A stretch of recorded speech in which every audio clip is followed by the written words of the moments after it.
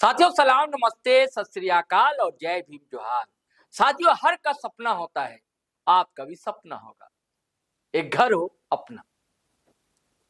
पाई पाई लोग जमा करते हैं बहुत मुश्किल से। जिस तरह कोई परिंदा, कोई पक्षी तिनका जोड़कर एक घोंसला बनाता है, उसी तरह कोई व्यक्ति पाई पाई जोड़कर जमीन खरीदता है और अपना घर बनाता है, ताकि सुकून की, चैन की नींद सो सके, अपने बाल बच्चों के लिए एक सुरक्षित छत दे सके। यह सपना किसका नहीं होता है। लेकिन आप देखेंगे आजकल देहरादून से लेकर रांची, रामगढ़, हजारीबाग और बिहार की गयाशर घाटी तक हर के आशियाने तोड़े जा रहे। अचानक से एक बाढ़ सी आ गई है, हर जगह बुलडोजर। एक मुख्यमंत्री को तो आजकल बुलडोजर बाबा ही कहा जाने लगा, और उसकी तर्ज पर हर जगह बुलडोजर का शोर। यह शोर वैसा ही है दोस्तों, जिस तरह आजकल कोई जलसा जुलूस हो, चाहे राजनीतिक दल का हो या किसी धार्मिक संगठन का, जिस तरह भोपू और डेग बजते हैं, जिस तरह धड़कनें बढ़ जाती है उसके शोर से, उसी तरह जेसीबी मशीन यानी कि बुलडोजर देखकर धड़कनें लोगों की बढ़ जाती है। और इधर रांची में लगातार दोस्तों बुलडोजर चले, मकान ढहे, किसी की परीक्षा टूट गई, किसी की शादी होते होते रह गई। अतिक्रमण होना अच्छी बात नहीं, लेकिन अतिक्रमण होता कौन है? कौन है जो सारी सुविधाएं उन्हें मुहैया कराता है? सिस्टम में शामिल लोग ही होते। और एक नया मामला सामने आया जिसने इस मामले को तूल दिया। वो मामला दखल देहानी का। लोग 3 दशक नहीं, 4 दशक नहीं, 5-5 दशक से मकान बनाकर रहे, और अचानक से एक ऑर्डर आता है और उन्हें घर से, अपने ही घर से, जहां जन्म लिया, जहां सारे सपने संजोए, उस घर से बेदखल कर दिया जाता है। इसे दखल देहानी का मामला कहा जाता है दोस्तों। तो क्या है दखल देहानी और क्या है बुलडोजर का सारा मामला? यह वीडियो उसकी परत खोलता है। जाहिर सी बात है, झारखंड है तो आदिवासी केंद्र में है, और जब जमीन का मामला है तो जाहिर सी बात है कि आदिवासियों की भी बात। और जब आदिवासियों की बात होगी तो उनके लिए बने कानून है, सीएनटी, एसपीटी, इसकी भी बात होगी। लेकिन नौजवान लड़का है, आदिवासी समाज से आता है, नाम है सुनील सोरेन, सिंहभूम का रहने वाला है। उसने बहुत ही कायदे से एक एक परत दोस्तों खोली। अगर आप ये वीडियो सुनेंगे तो आपकी आंखें फटी रह जाएंगी और पैरों तले से जमीन खिसक जाएगी। किसके लिए फायदेमंद है, किसके लिए नुकसानदायक है यह कानून, और क्यों इतना हाय तौबा मचा हुआ है या कोहराम मचा हुआ है बुलडोजर, दखल देहानी, इन सब सारे मामले को लेकर। साथ ही इससे पहले मैं सुनील सोरेन को आपको सुनवाऊं, एक बयान आया है नेता प्रतिपक्ष बाबूलाल मरांडी का। यह बयान आप देख रहे हैं दोस्तों स्क्रीन पर। मैं बयान को पढ़कर सुनाता हूं और बताता हूं आपको। देखिए, बाबूलाल मरांडी लिखते हैं कि राजधानी रांची में खुलेआम सीएनटी एक्ट की अवहेलना हो रही है। इसका पोस्टमार्टम भी करते चलूंगा दोस्तों। बिल्कुल सही कह रहे हैं, क्या अवहेलना हो रही, लेकिन अवहेलना ये पहली बार नहीं हो रही। न्यायालय के स्पष्ट आदेशों के बावजूद प्रशासन दखल देहानी कराने में विफल साबित हो रहा है। अरगोड़ा अंचल में महतो उरांव की 1.19 एकड़ जमीन को 4 दशक से अधिक समय बीत जाने के बाद भी उन्हें दखल नहीं मिल सका है, जो अत्यंत चिंताजनक है। आगे लिखते हैं, रांची में आदिवासी भूमि पर मुख्यमंत्री हेमंत सोरेन सत्ताधारी नेताओं, बिल्डरों तथा प्रभावशाली लोगों द्वारा सीएनटी एक्ट का उल्लंघन कर अवैध कब्जा किया जा रहा है और उस पर अपार्टमेंट, बैंक्वेट हॉल जैसे निर्माण किए जा रहे हैं। हेमंत सोरेन जी एक तरफ जल जंगल जमीन का नारा देते हैं, लेकिन दूसरी ओर दुमका से लेकर रांची, रामगढ़, धनबाद और जमशेदपुर तक आदिवासियों की जमीन पर कब्जा कर रहे हैं। आदिवासियों का जमीन हड़पने जो प्रवृत्ति कभी शिबू सोरेन जी के दौर में शुरू हुई थी, आज वही व्यापक रूप लेती दिखाई दे रही है। चाहे आदिवासी जमीन हो, आवास बोर्ड की भूमि हो या गैर मजरूआ जमीन, हर जगह अवैध का खेल चल रहा है।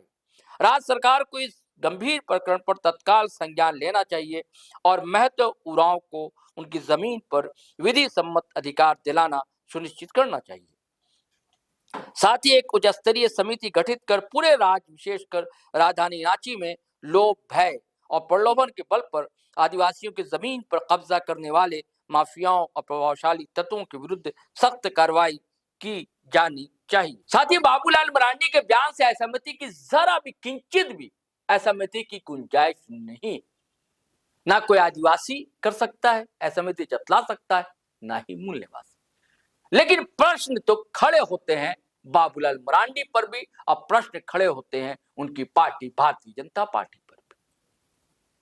जब वो 4 दशक की बात करते हैं तो 4 दशक से हेमंत सोरेन की सरकार नहीं, जब दखल देहानी की बात करते हैं। और अगर हम 25 साल की बात करें, झारखंड को गठन हुए, तो इन 25 सालों में 18 से 19 सालों तक भाजपा की या भाजपा गठबंधन की ही सरकार रही। यह सच है कि जेएमएम भी उसमें शामिल रहा है, लेकिन मुख्यमंत्री जो है भारतीय जनता पार्टी का ही हुआ। और खुद बाबूलाल मरांडी हुए हैं ना, प्रथम मुख्यमंत्री झारखंड के इतिहास रच डाला था। इसे इनकार कर सकता है कि? तो मालिक मेरे, हुजूर मेरे, जब आप थे यहां, तब क्या आदिवासी जमीनों पर कब्जे नहीं हो रहे थे? आप उदाहरण बता दीजिए। आप ही कह रहे हैं कि बहुत सी जमीन पे बहुत बरसों से पहली बार कब्जा नहीं हुआ, माल अचानक से 5 साल में खड़े नहीं हो गए। बहुत सी कॉलोनियां जो बाहर के लोग आकर बना डाला, तो अभी इन 5 सालों में नहीं बना डाला। रांची शहर की आखिर डेमोग्राफी बदली तो सिर्फ 5 या 6 साल में नहीं बदली, ग्रेजुअली बदली, धीरे धीरे बदली। तब किसकी सरकार थी? आप ही की सरकार थी ना। तब आप कहां चले गए थे? किस कोप भवन में आप जाकर छुप गए थे? ये ठीक है, मैं मानता हूं कि नेता प्रतिपक्ष हैं और आपको जनता की आवाज बुलंद करनी भी चाहिए और आदिवासी समाज से आते हैं, लेकिन बाबूलाल जी सवाल तो खड़े होंगे। गुस्से में आपका लाल होना भी वाजिब नहीं है। स्वीकार भी कीजिए अपनी गलती भी, तब जनता भी स्वीकार करती है, नहीं भैया, कन्फेस भी करता है ये नेता हमारा, और तब लड़ाई भी लड़ता है और आपका साथ देता है। चलिए साथियों, कहानी तो बहुत लंबी है, कई पाठ हैं, कुपाठ है, उपपाठ हैं, होते रहेंगे समय समय पर। लेकिन मैं जिस बिंदु से इस वीडियो की शुरुआत की थी कि सुनील उरांव जैसा युवा कितने कायदे से, वो कोई राजनीतिक नहीं है बाबूलाल जैसा कि राजनीतिक बयान दे, बहुत प्यार से समझाता है कि दरअसल मामला है क्या। इसे समझना, अगर आप झारखंडी हैं, अगर आप जमीन लेना चाहते हैं, अगर आप मकान बनाना चाहते हैं, आप चाहे आदिवासी हैं या मूल निवासी हैं या कहीं के आप नागरिक हैं यहाँ के, तो उनके लिए ये वीडियो बेहद जरूरी, सुना जाना चाहिए। चलिए सुनते हैं सुनील उरांव। जोहार आप सभी दोस्तों को। मैं सुनील सोरेन।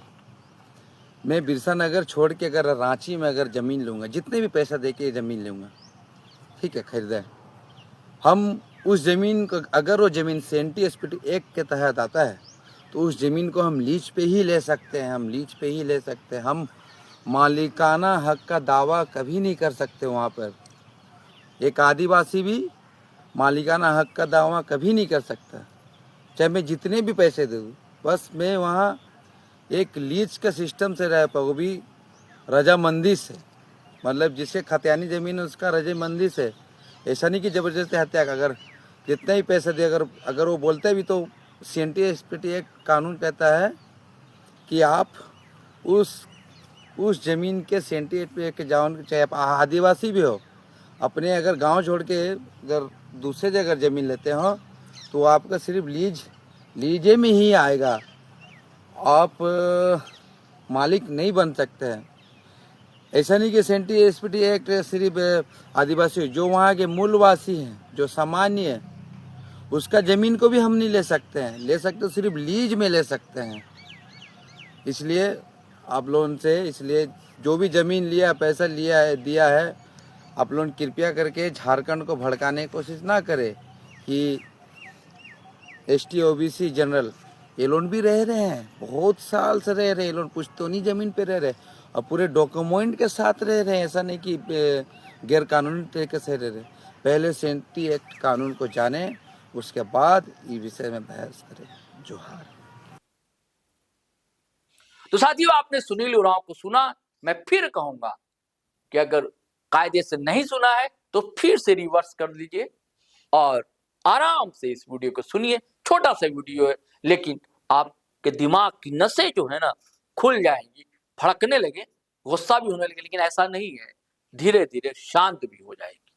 साथियों, जाते जाते आपसे आग्रह है, वही गुजारिश है कि अगर आपने हमारा चैनल सब्सक्राइब नहीं किया तो कर लीजिए और वीडियो हमेशा की तरह धड़ाधड़ फटाफट खटाखट शेयर कीजिए, लाइक कीजिए, कमेंट कीजिए। और एक और रिक्वेस्ट है आपसे कि फेसबुक पर भी आया करें, अच्छा लगता है। और हमारी साइट भी है gtroadlive.com, वहाँ भी आपको खबरें मिलती है नियमित, उसे भी आप ज़रूर क्लिक किया करें, शेयर किया करें दोस्तों, जैसे आप हमारा वीडियो लिंक शेयर करते हैं।